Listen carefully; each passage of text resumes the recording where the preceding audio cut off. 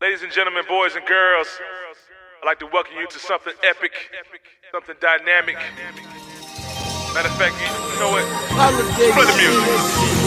It's that good music shit you like.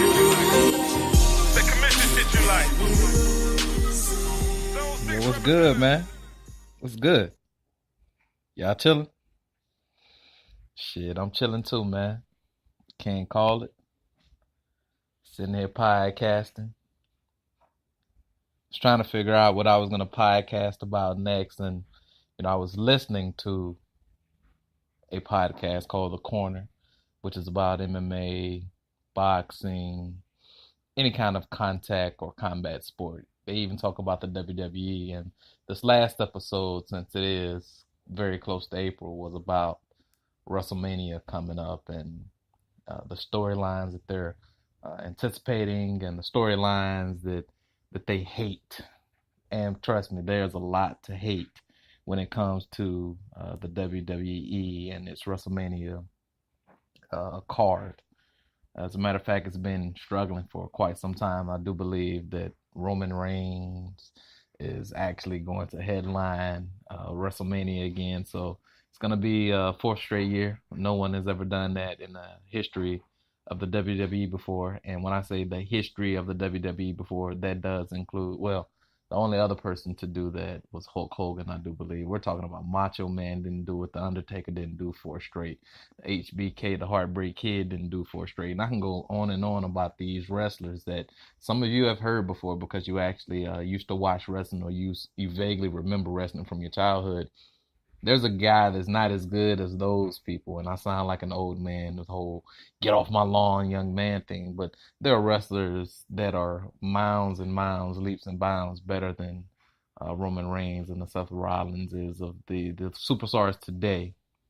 But, I mean, it's nothing you can do about it, man. You have to watch wrestling as it stands. At the height of wrestling, back when I used to watch it as a teen and other people like me used to watch it as teens and preteens and young adults, they used to watch it because it had this titillating approach. We're talking about, they called titties puppies. And women would come out and show their puppies. A man was a pimp. He walked to the ring with hoes. There was a man that played a damn porn star role as a wrestler. There was a Black Panther group for wrestling, bro.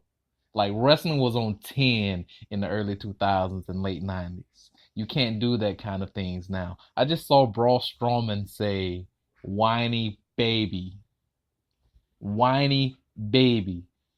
Supposedly one of the most feared men in the history of the sport is saying whiny baby on primetime television. The same primetime television where you might see an ass cheek or an areola on any other channel. During WWE on the USA Network from 8 to 10, from 9 to 11, however that shit is set up. You're going to hear Braun Strowman say, whiny baby. The shit is baffling to me. I don't know why I still find interest in it. I don't know. Don't judge me. I don't judge me. I'm going to keep watching this shit because it's interesting.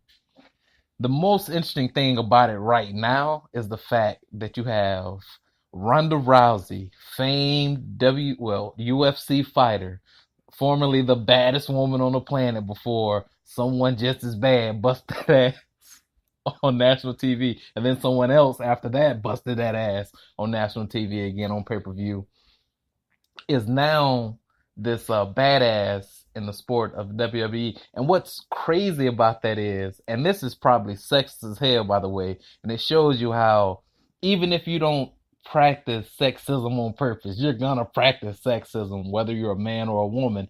Just some things have become so normal to us, we don't even think about it as we do them anymore. But I'm watching Ronda Rousey in the ring. I'm looking at her in the ring, and she's in there with Paige and a couple of other young ladies. I don't know their names because I don't really like women's wrestling. I do like women's basketball, though. It's a very strong game.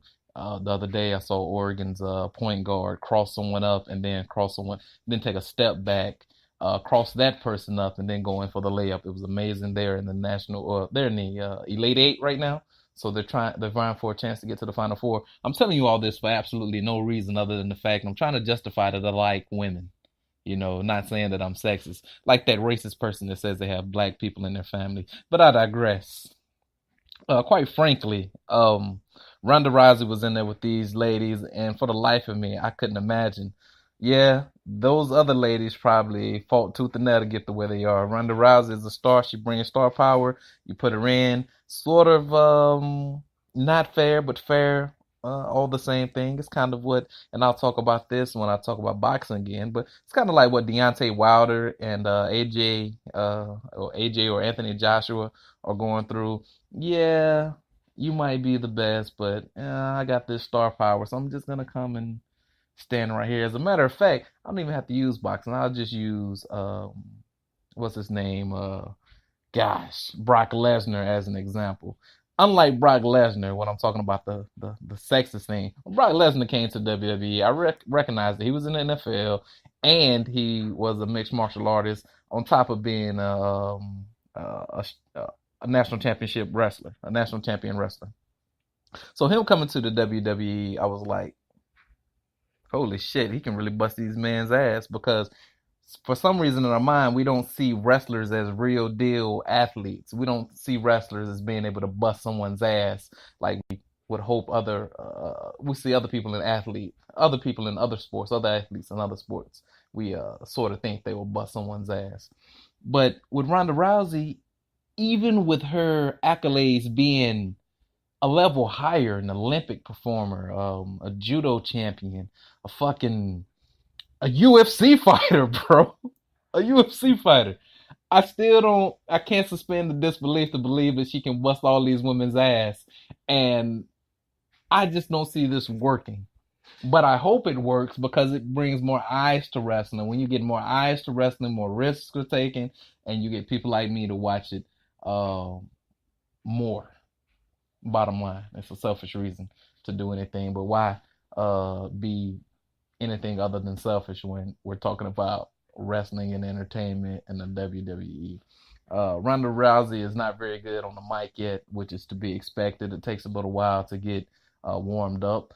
You can't act like The Rock was The Rock when you first saw him. He was Rocky Maivia. He had to work his way up. Famed Jake the Snake from the 80s and early 90s, the one that walked out there with the damn snake. He was shit on the mic. Bret Hart, the best there is, the best there was, the best there ever will be, shit on the mic. So I'll give her a little leeway with that. Mind you, I'm judging Ronda Rousey harshly only because she got her ass whooped in the UFC and left and didn't come back. Something about me as a fight fan don't respect it, but as a wrestling fan, seeing her in there, it's kind of off-putting because I hold those feelings toward her. But all in all, seeing her on Raw, I'm not excited about it, but I am excited about it because it has potential. But I know anything that the WWE puts out that has potential also has great potential, also has great potential to be shit. Absolutely. And I just talked for about almost 10 minutes about Ronda Rousey and the WWE, and I can't believe that I just did that. But it just felt like something I needed to get off my chest. And I might not be able to talk to anyone today that's gonna watch and appreciate this crap that I just experienced, man. WrestleMania is right around the corner. Ronda Rousey is gonna be there. Roman Reigns is gonna be there. Triple H and Stephanie McMahon are gonna be in a match. Braun Strowman is gonna be up against Cesaro and Sheamus, which is weird. That's a weird tag team to have. The Ultimate Deletion may take place again. There's so many things that are going on in wrestling that you just have to. If you were a fan before, if you're a real fan, you'll watch it. You'll watch it for the same reason you watch SportsCenter, or the same reason you watch Law and Order SVU. The same reason we watch all these shows that we just can't get rid of, that we just can't quit. You'll watch wrestling for those things, man. And speaking of wrestling, go to YouTube when you get a chance and type in "Wrestling Isn't Wrestling." And whether you're a fan of the sport or not a fan of the sport, I do believe this is a video that you'll enjoy. It follows the career of Triple H or Hunter Hearst Helmsley or The Game. And And the guy makes some valid points about wrestling. Wrestling isn't really wrestling. It is basically a drama TV show that is about wrestling. It's weird, but the guy makes some valid points, man. But anyway, man, thank you guys for listening, man. We're gonna let Marlo and Chris and all that good wire talk from One Way Podcast gonna take you out. And by the way, you have been listening to the One Way Podcast. I'm your host, Lorenzo. I don't think I said that in the beginning. Thank you for listening, whether you're listening on iTunes or Android. However you getting it, you get it, man. Don't get got, man. Peace. You want it to be one way. What? You want it to be one way. Man, I don't You want know it to what be one Man, way. stop! Stop saying that. But it's the other way. By the way, man, love the scene in The Wire. Said it once, said it a whole bunch of times. The guy who wants it to be the other way does not survive this episode. Just wanted to let you guys know that. Spoiler alert. Peace.